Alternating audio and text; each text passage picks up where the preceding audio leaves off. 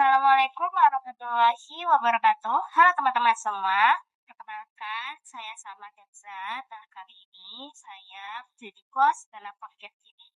Nah, di sini saya tidak sendirian. Saya ditemani oleh dua teman saya, yaitu sebagai narasumber satu, yaitu Febri Arianda.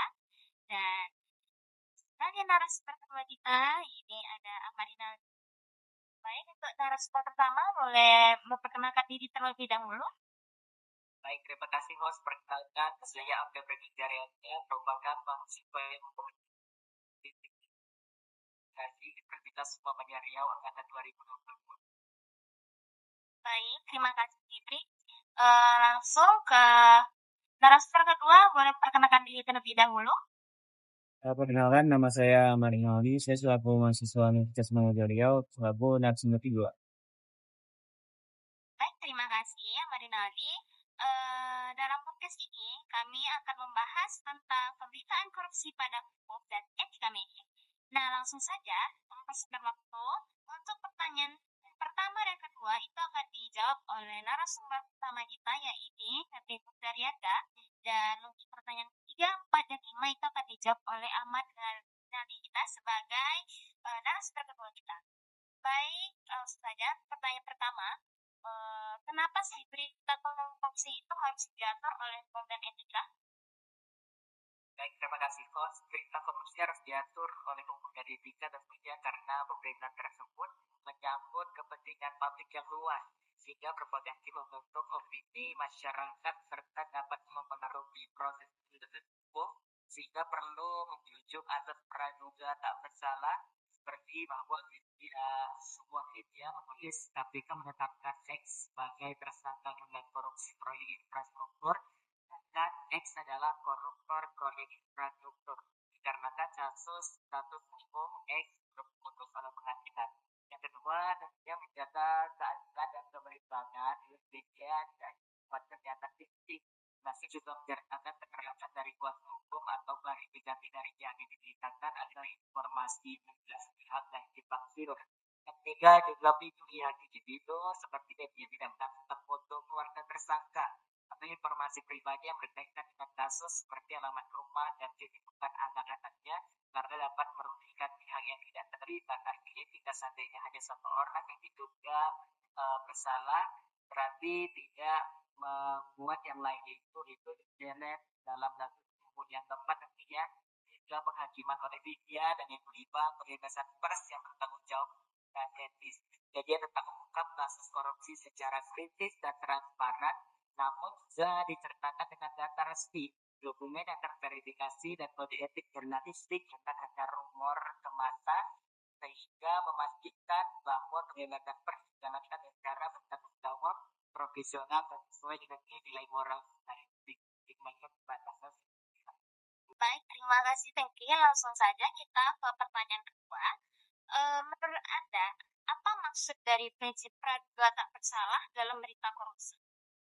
Baik, prinsip praduga tak bersalah dalam berita korupsi itu berarti bahwa setiap orang yang diduga terlibat tindak pidana korupsi harus dianggap tidak bersalah sampai adanya putusan pengadilan yang berkekuatan hukum tetap atau konkret sehingga media wajib memberitakan kasus korupsi secara hati-hati, tidak menghakimi, menggunakan istilah yang tepat seperti terduga atau tersangka karena informasi juga masih ditunggu untuk selanjutnya serta menyajikan informasi secara berimbang agar pemerintah tidak merugikan hak, martabat, dan keadilan pihak yang diberitakan sebelum proses hukum selesai.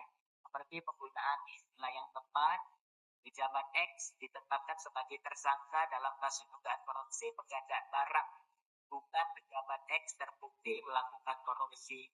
Yang kedua juga bahasa tidak menghakimi, bahwasanya seperti wartawan menggunakan kalimat penyidik untuk adanya aliran dana dan kasus ini masih dalam proses penyidikan, bukan pernyataan yang memastikan kendala pelaku. Yang ketiga juga pemberitaan berimbang memuat yaitu keterangan dari KPK atau aparat penegak hukum. Ini belum mencantumkan pernyataan atau bantahan dari tersangka atau kuasa hukumnya.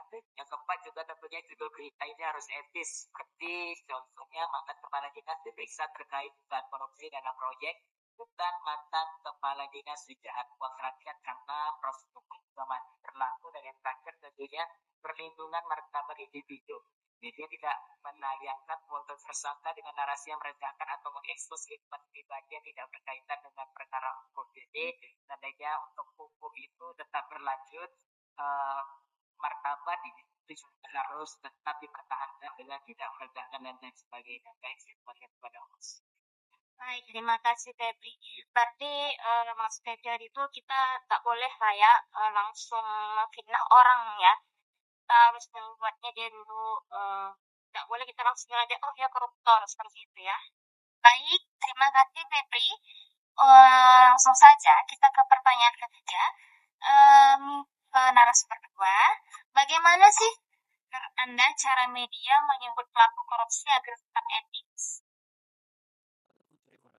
Sebagai media sendiri, cara media menyebut pelaku korupsi agar tetap etis itu, media harus menggunakan asas praduga tak bersalah sebagai landasan utamanya. Pada poin pertama adalah terminologi hukum yang tepat, jangan langsung melabeli dengan sebutan koruptor atau pencuri uang rakyat. Sebelum ada vonisnya pengadilan yang berkekuatan hukum tetap, gunakanlah istilah sesuai status hukumnya, seperti terduga, tersangka, atau terdakwa. Yang kedua adalah hindari opini menghakimi. Berita harus berbasis fakta, persidangan, atau pernyataan resmi aparat, bukan opini wartawan yang menyudutkan, sesuai dengan pasal 3 Kode Etik Jurnalistik. Saya kembalikan kepada moderator kita. Baik, terima kasih Marinaldi. Baik, langsung saja ke pertanyaan keempat. Apakah media boleh menyebut nama dan menampilkan foto korupsi tersebut? Sebagai media, bolehkah menyebut nama dan menampilkan foto? Jawabannya adalah boleh, dengan catatan tertentu. Bukan kejahatan asusila atau asusila. Larangan menyebut identitas, nama, atau foto dalam pasal 5 Kode Etik Jurnalistik hanya berlaku mutlak untuk korban, kejahatan susila, dan pelaku anak di bawah umur. Pada poin kedua adalah untuk kepentingan publik. Dalam kasus korupsi, pelaku seringkali pejabat publik dan kasusnya menyangkut kepentingan orang banyak. Oleh karena itu, membuka identitas, nama lengkap, dan foto dianggap bagian dari kontrol sosial dan transparansi. Asalkan konteks fotonya faktual, misalnya foto saat pemeriksaan di KPK, bukan foto pribadi yang tidak relevan. Dalam hal pelajarannya adalah, foto yang ditampilkan tidak boleh diedit secara tendensius untuk menciptakan kesan jahat sebelum terbukti. Saya kembalikan kepada host. Baik, terima kasih kepada Marinaldi. Langsung saja ke pertanyaan terakhir, yaitu bagaimana sikap media jika mendapat tekanan dari pihak tertentu dalam kasus korupsi? Sebagai media, jika terjadi mendapatkan tekanan dari pihak tertentu, sikap media tetap harus independen dan profesional. Sebagai poin utamanya itu adalah tolak intervensi. Sesuai pasal 1 Kode Etik Jurnalistik, wartawan harus independen, artinya memberitakan peristiwa sesuai suara hati nurani tanpa campur tangan, paksaan, atau intervensi pihak lain, termasuk pemilik modal atau kekuasaan yang memiliki di media tersebut. Yang kedua adalah perlindungan Undang-Undang Pers. Media dilindungi oleh Undang-Undang Nomor 40 Tahun 1999 tentang Pers. Pasal 4 menegaskan tidak boleh adanya penyensoran atau pemberedelan. Jika ada ancaman fisik atau teror, media wajib melaporkan ke polisi dan meminta perlindungan Dewan Pers. Poin ketiganya adalah verifikasi sebagai pertahanan. Cara terbaik melawan tekanan adalah dengan memperkuat bukti dan disiplin verifikasi.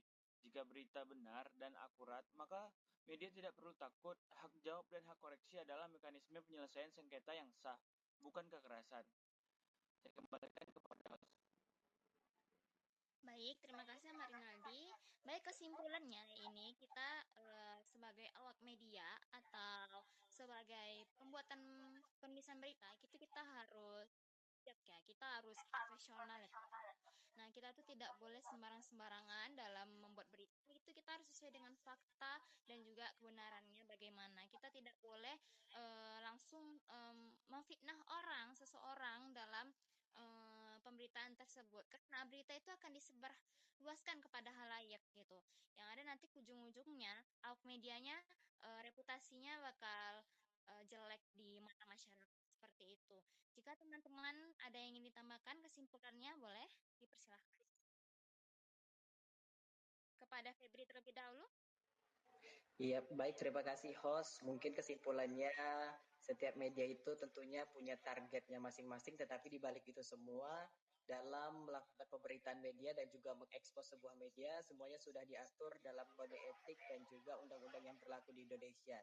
Jadi sebagaimana media diharapkan mampu mengikuti aturan tersebut agar berita yang diekspos dan juga disebarluaskan tersebut dapat bernilai dan berbobot sesuai dengan kode etik dan juga undang-undang yang berlaku di Indonesia. Terima kasih. Baik, terima kasih ya Febri. Untuk Marinaldi, jika ada yang ditambahkan dari kesimpulan ini, dipersilakan.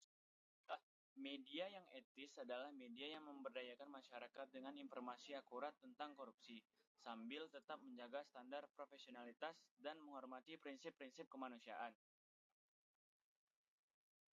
Baik, itu saja. Baik, terima kasih ya Marinaldi. Baik, sekian terima kasih teman-teman semua. Saya Salma Joza. Pamit undur diri. Jika ada kata dan hilaf kata mohon dimaafkan. Jika ada kekurangan mohon dimaafkan.